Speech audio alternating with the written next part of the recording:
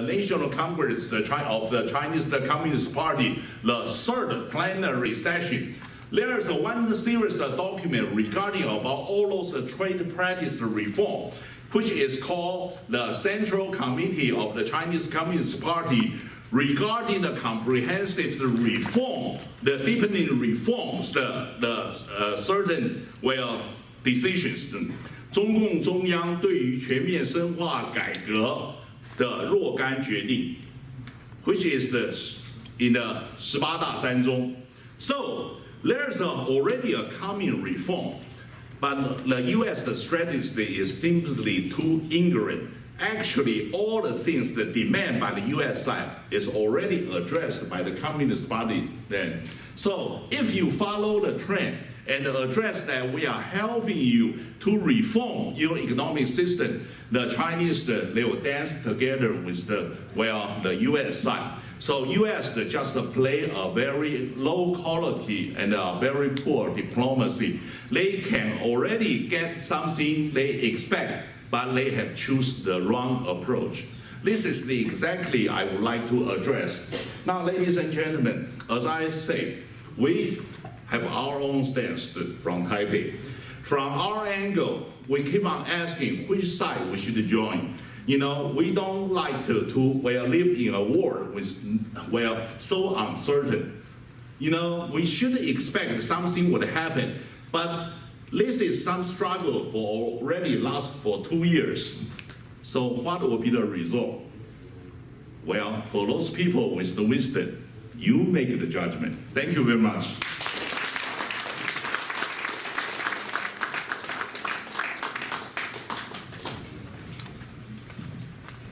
We still have some time and to go into the discussion. So I would like to invite the speakers. Do you want to sit up there, Dr. Hinke? So during these times, I want to introduce, before you ask questions, please introduce yourself and then what organization you're associating with. And we're gonna introduce these three gentlemen asking questions from the last session. So, hi, my name is William Walker. I lived in Taiwan for a year, so I have a lot of friends in Taiwan. I studied international relations in college, and I'm planning on pursuing a master's degree in international relations. So I'm here to get a better understanding of Taiwan relations with the United States, how people feel about it, and what sort of moves we can make going forward diplomatically to avoid crisis in the Taiwan Strait. And so it's a pleasure meeting you all, and 高兴认识你.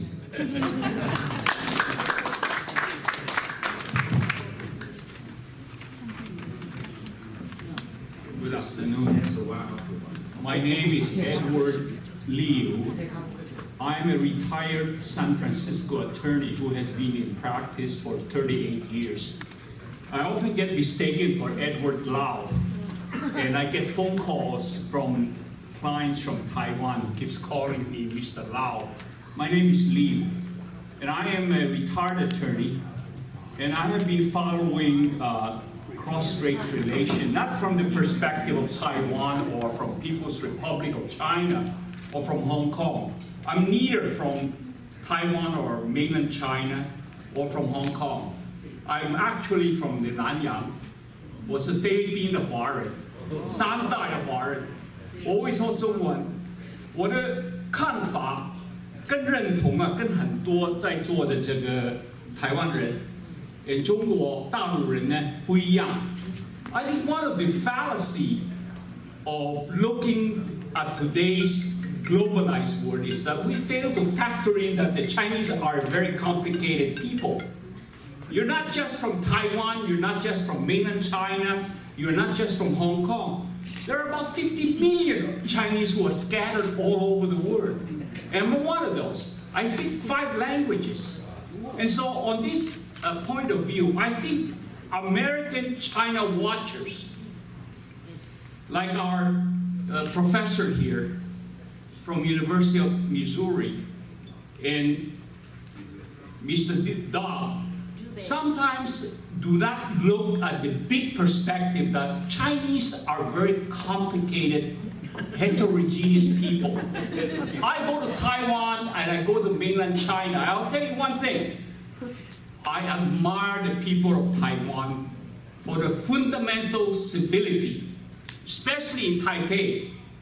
I go to Taipei, the people of Taipei are very courteous, helpful, very civil. Better. Yeah. I go to China. There are pockets of civility. There are pockets of very good Chinese, but there are also lots of bad, vulgar Chinese. And so on this point of view, if you look at China and all the Chinese people, we are not as simple as people think. And so on this end, I think China watchers in America need to change their viewpoint. Many of them are very ignorant. And I say this from mainland China's point of view. Many Chinese officials are also somewhat naive in looking at America. They think that all the streets in San Francisco are paved with gold. And they think that USC is the #1 university in Southern California. University of Spoiled Chinese, USC. So my question to you is that, having been to Taiwan, I think Taiwan has some very good brain power.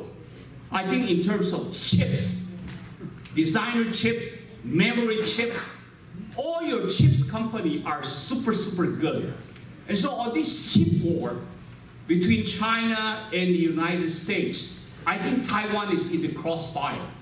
And on that perspective, I know Taiwan businesses on chips are hurting. What is your question? So the question to me is that, where is Taiwan gonna go insofar as the chips business, given the anti-immigrant hysteria now? I know many Chinese engineers are boxed in.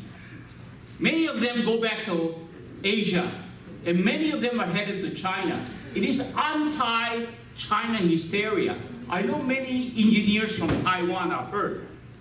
Here in the Silicon Valley, there's a lot of discrimination. People broadcast Chinese, they're all one and the same. You could be an engineer from Taiwan, you could be an engineer from Southeast Asia, as long as you look at Chinese, you're discriminated against. They won't hire you. And so I ask you, I know Dongguan is hurting. I know Foxy is hurting. I know TSMC is hurting. The rest of Taiwan, who cares? The agricultural business is nothing. It's the chips. You guys have it. So what are you gonna do? What is Taiwan gonna do with your chips business with this trade war? Thank you for your sharing. I think that we take one more question and we go back to panel, okay? Yeah, a lot of questions. We appreciate if you can get to the point, and then we can share with your views later on. My name is Charles Koo from Dallas, Texas. So I'm so glad Dr. Hickey is from Texas, even though you're not in Missouri, but we still count you as a Texan. But I do have two questions. I wanted to first ask Dr. Hickey. In your conclusion, you mentioned Taiwan is a sovereign state. What do you mean by state? Why you didn't say a sovereign country? What's the difference? Please explain. And then I have a second question for Dr. Zhang. You are a military man. What are you talking about the trade? You should talk about the military. So I'm going to ask you a military question, because just a few weeks ago, the former Minister of Defense, Mr. Mattis,